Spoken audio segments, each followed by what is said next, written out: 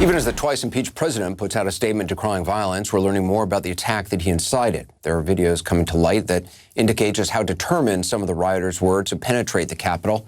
Listen to how some of the insurrectionists were communicating with one another during the attack. Hey guys, I've been in the other room. Listen to me. In the other room on the other side of this door, right here where these feet are standing, there is a glass that if it's broken, you can drop down into a room underneath it. There's also two doors in the other room. One at the rear and one to the right when you go in. So people should probably coordinate together if you're going to take this building. Well, we got another window to break so they can get in and out easy. And this window here in the whole room needs to be broken.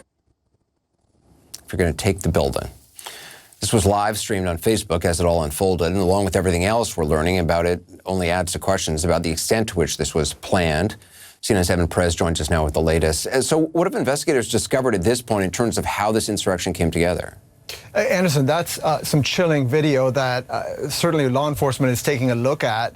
They are trying to authenticate it and to try to see what parts of it sort of fit the puzzle that they're trying to put together. Now, one of the things that they're looking at is some of the evidence that has now emerged. They've seen some evidence of people who were attending the Trump rally at the Ellipse outside the White House. They had to go there and had to leave some of their backpacks. They had to leave some of the items that they had because of the security. And they seemed to leave a little early in order to retrieve some of those items. Perhaps they went back to their cars. That's the theory that law enforcement is pursuing. Prosecutors believe that this indicates there's a lot more planning than perhaps we first thought. And that really raises some additional concerns. So you have prosecutors who do public corruption and counterterrorism who are now working with the FBI to try to get to the bottom of this. They don't know whether or not this is one big plan or whether there were multiple groups that were doing individual plans and it all sort of coalesced. What it's very, very clear is that this wasn't just a protest that went out of control, that there was a great deal of planning. They're looking at travel records, they're looking at communications, they're looking they're trying to follow the money, frankly, to try to see who helped fund this, because people showed up with ropes, with climbing gear. They showed up with helmets, frankly, that were better than what the Capitol Police had. They had sledgehammers. There is a lot of stuff here that is emerging as prosecutors and investigators try to unearth this evidence, and it's frankly giving them a great deal of concern about how wide this was. Yeah, Evan, appreciate it. Appreciate the reporting. Evan Perez, still a lot to learn. Joining us now is former FBI Deputy Director and current CNN contributor Andrew McCabe, also Kathleen Belew, author of Bring the War Home, The White Power Movement and Paramilitary America. So, Andrew, you hear Evan's reporting the attack on the Capitol, that they're looking into the levels of coordination. Do you have any conclusions based on what you've seen thus far, or what you've learned thus far? Well, I think the only conclusion you can draw right now, Anderson, is that there is a lot of investigation left to do, and there are a lot of really good leads to follow. I can tell you from my own experience of working a lot of post-crisis events, post-attack events, the first thing you do is try to put your hands on the people that committed it, and obviously that's what the FBI is doing. But right after that, you immediately get to trying to shed light on the entire expanse of the network. So that is everyone that helped plan, train, fund, transport, anyone who aided or abetted this conspiracy in any way. You want to know who those people are. First, so you can prevent another act from happening, and second, to hold them accountable. And they do that in exactly the ways that Evan was laying out. You look at money, you look at travel, you look at lodging, you look at who may have traveled with who else, those groups that book tickets at the same time, things like that. And the FBI is incredibly good at doing that work. Kathleen, you study white power groups. It's so interesting to me, this confluence of, various,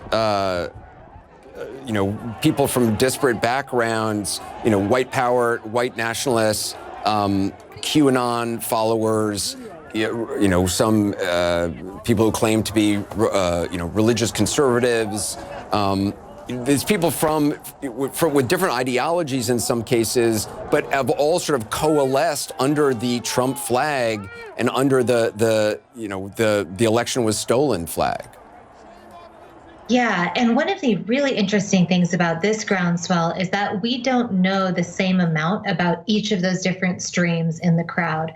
So we have a thing like QAnon, which is a relatively recent phenomenon and has radicalized people incredibly quickly online. We have the sort of garden variety Trump base, many of whom were there to simply support the president and take action in voicing their own belief that the election was stolen, although that belief is erroneous. That is a free speech action. And then we have a much more problematic, violent white power movement presence.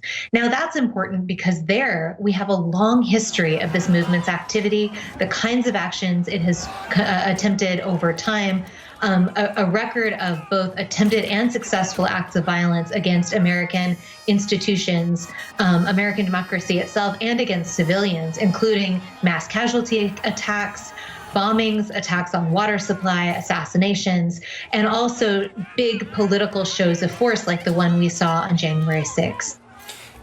And, it's interesting with these white power groups, at Charlottesville, it was very blatant. There were Nazi flags. You didn't see that in this group. I'm wondering if they learned some lessons from Charlottesville. They lost a lot of money. They had some fundraising problems. A lot of the groups kind of, I think, ended up disbanding, right? Absolutely. I think that's the right interpretation. And, both in Charlottesville at the Unite the Right rally and on January 6th, we see a very deliberate kind of public costuming and public messaging. People on the 6th really didn't show up with their most offensive symbology. They didn't show up in their scariest uniforms. They showed up wearing garb and carrying flags that they thought would be appealing to a broader part of the Trump base. Now, what that tells us, alongside the presence of white power activists, is that people are seeing that as an opportunity to recruit from a broader population of people for their own purposes. In other words, this isn't a movement that is in control by the president. This is a movement that is using this moment for its own ends. Andrew, has the U.S. government been focused on right-wing extremism? Going back to, what was it, in the 90s, or even earlier, the militia groups. Obviously, there was the Oklahoma City bombing. I feel like time and time again, there have been warnings over the last years about the rise of right extremism. But it seemed like under this administration, the focus, certainly in the last year or so, the talk was on Antifa and Black Lives Matter. And I wonder on an organizational level if that actually filtered down and there weren't the resources devoted to tracking terror on the right. Well, I certainly hope that that's not the case, right? So I can tell you that our law enforcement authorities have a long and successful history of tracking and infiltrating those groups that we know the best, like the KKK and the kind of the standard run-of-the-mill white power groups that have been around for a while. You're a little more challenged with things like QAnon, which is a much more diverse, less kind of tightly organized, kind of an ideology that anyone can embrace by looking at it on the internet. The question is whether or not the rising threat that we've all seen and that even people, to include the FBI director himself, has testified about publicly in Congress just this year, whether or not the analysts and the agents who are aware of the rise of the domestic terror threat and have been pushing those assessments forward, whether or not that's been making its way to the president. Because as you know, Anderson, we have a lot of reporting that the president just did not want to hear those things. There are also some claims from DHS that people were given explicit orders not to write about and try to publish analysis and assessments on the domestic terror threat because it was not politically palpable to the president and his allies. Kathleen, is that your understanding also? Yeah, absolutely. And we're talking about a record of violence that is much longer, even in the recent past, than just the story of what happened on January 6th. This is the same movement that delivered gun attacks in El Paso and in Pittsburgh at the Tree of Life Synagogue. It's the same movement that spurred Dylan Roof to act in Charleston. It's the same one we trace back not only to the Oklahoma City bombing, which is the largest domestic mass casualty event between Pearl Harbor and 9/11 in the United States, but even farther back than that. This is a movement that has been organizing since the early 1980s, and in some ways even before that, with a very complex infrastructure comprised of social relationships, but also of paramilitary training facilities, methods for obtaining and training with military-grade weapons and materiel, explosives expertise, and a whole bunch of other skills that can now be passed on to these broader groundswells like QAnon. So the question here is about what kind of carryover there can be and how adept we can be at mobilizing not only surveillance resources, but all of our attention and public resources towards this problem. Yeah, and they've had a president over the last 4 years who had been giving them not only dog whistles, but outright indications of support. Andrew McCabe, appreciate it. Kathleen Belew, it's really fascinating, your work. Thank you so much.